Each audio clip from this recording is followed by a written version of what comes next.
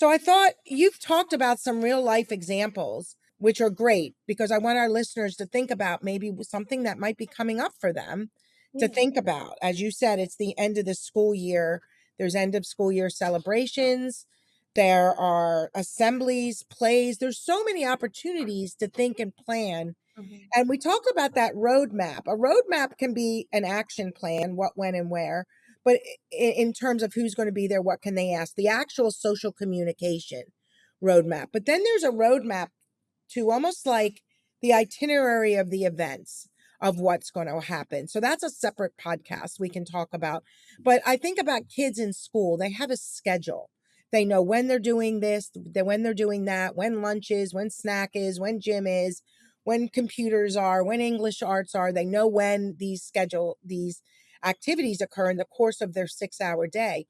Creating these kinds of roadmaps for someone that's having a friend over, when they're going somewhere, knowing what, when, and where is important. So it's a bit of a kind of offshoot. It's not a social communication action plan, but it's almost like a schedule of events roadmap so that the kids are prepared for what's happening next. And so Mhm. we work through this. I'm thinking of a 13-year-old girl that I was working with, and we did an action plan. She was having a birthday party and she wanted to meet in the city.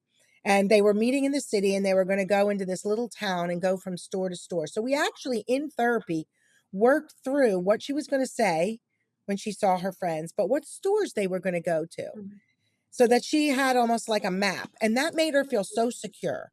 Yeah. And when they came over after that, what was the event going to be? What were Mhm. they going to do? Because you can't just have kids come over.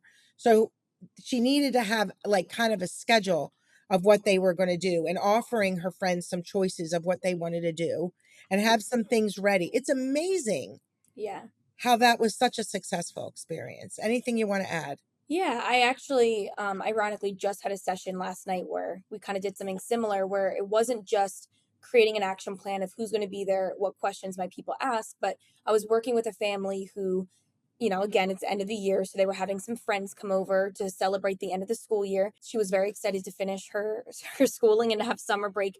She's also a teenager, but again, this could apply for younger kids too. And it wasn't just the questions, because this was also someone that was a little bit more shut down, that wasn't really ready to have these back and forth conversations. Although we did prepare questions and we talked about the triangle of how mom's going to bring her in. And right now she's really working towards using mom as a verbal intermediary. However, as her volume level gets louder, we've talked about, that strategy that we've talked about in other podcasts, which is the did you get that? So we can always have mom help bring her to that third person. But one of the things that we talked about was not, like what you said, was not just the questions people might ask or what you can ask, but also what are the activities that you're going to be doing? Because I think for many of our children, teens, and adults, it's that uncertainty around just sitting there and not knowing what to expect, right? And that goes with even activities. Like, even if you're sitting at a table, you know, having these structured activities are so crucial and provide a lot of certainty for a lot of these individuals, right? So we actually created a list of 6 different activities that she really enjoys. She loves crafting. So we talked about different activities that she likes to do. And we wrote down a list from 1 to 6. And I told them, I said, one thing we want to be thinking about is let's order this list, right? Let's think about, you wrote 6 things down. Let's think about ordering this from 1 being your favorite activity and 6 being your least favorite. And let's start with your most favorite activities. So, for example, if you like, painting, or you like slime, or you like baking, right? Which one out of those 3 do you like the most, right? And let's say, this individual would have said she likes to bake. And I would say, great, that's the first thing that we want to do, because not only do we want to be prepared and do we want to be structured, but we also want our kids to feel confident and comfortable. And so we want to start with the things that they're most excited about, because that brings in more confidence and more comfort. Because she actually is a lot, she's a very good baker and she's proud of herself for that. And some of her friends might not know how to bake.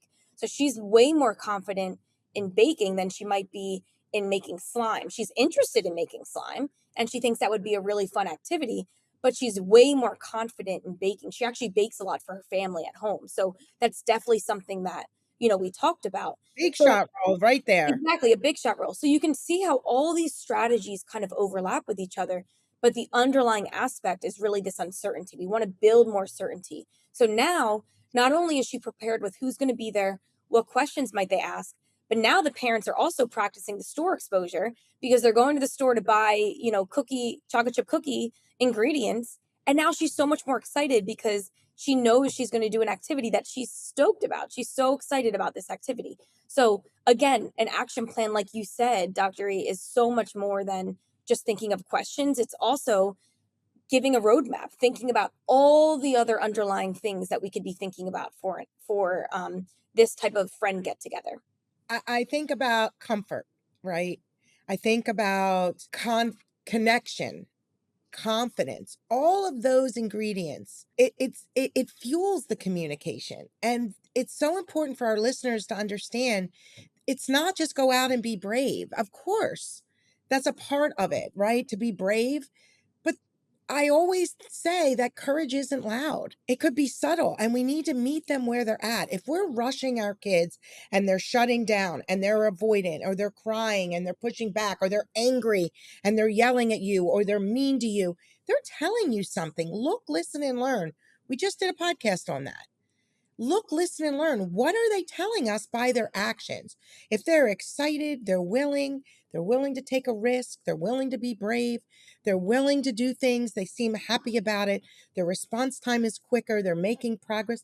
This is all great stuff. But if they're not, you got to back up and say, what is not working well? Why is this not working well? And that's where your therapist comes into play to really guide you through the nitty gritty. So to give a couple other kind of quick action plans, I'm thinking about traveling, right? We're planning a trip upcoming, right?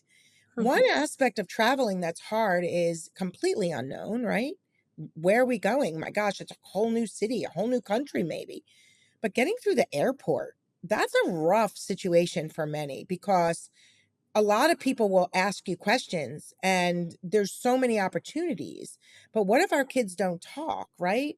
So thinking about going through an airport and what that is like in a roadmap, what's the first thing you're going to experience? Dropping off your bags, the ticket counter, going through security, having a letter maybe that is given to security if they ask questions to say my child has SM and they're not able to verbalize if that's where your child is. We've done that for families. But it's important to really think about this so that they're participating at the level that they can participate, because as we've talked about, passenger in the car is what many of our kids are. And so I think about a lot of these action plans, roadmaps, as you were discussing, going on a vacation, going through security at an airport, just every aspect of everything you do involves proactiveness. If your child is not on the front line, handing and taking, kind of open, meaning they're there to take questions from others and participating at the level that they can, even handing over a note together, handing something to somebody, even being brought in through the SM triangle, using a verbal intermediary, then what happens is they're the passenger in the car and they're not building those skills. So along the way with these action plans, with all the things we're doing to help them become a more confident social verbal communicator, will only be possible if they become involved in social encounters. Because so often I will hear from parents and even teachers, right? Oh, I don't want to ask questions. I don't want people to ask them questions. They can't do it. Well, guess what? If they're not asked questions, when are they going to ever be able to do it? So it's meeting them where they're at and respecting their stage on the bridge and then bridging them up through the strategies, the interventions are really, really important.